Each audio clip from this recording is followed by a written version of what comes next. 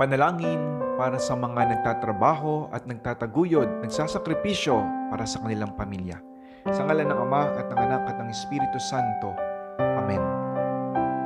Ama naming makapangyarihan, sa pamamagitan ng iyong anak na aming Panginoon, pinabanal mo ang gawain ng tao, sapagkat siya mismo ay naranasang magtrabaho sa mundong ito. Panginoon, maraming pagkakataon sa buhay namin na kami po ay nawawalan ng sigla, nawawalan ng motibasyon sa aming pagtatrabaho at pagpupursigi, pagsakripisyo para sa aming pamilya. Mga pagkakataon na kami napapagod, mga pagkakataon na para bang hindi namin makita ang kahulugan ng aming ginagawa. Panginoon, bigyan niyo po kami ng sapat na motibasyon.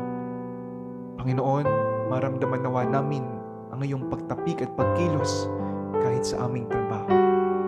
Makita nawa namin ang kahulugan ng aming ginagawa sa iyo at lalatikit sa pagsasakripisyo namin para sa ikabubuti ng aming pamilya. Turuan niyo kaming magmahal. Turuan niyo kaming magsakripisyo upang sa ganun sa araw-araw meron kaming motibasyon sa pagpapatuloy ng aming pagtatrabaho. Ang lahat po ng ito ay aming hinihiling sa pangalan ni Kristong aming Panginoon. Amen. San Jose, ang manggagawa, ipanalangin mo kami.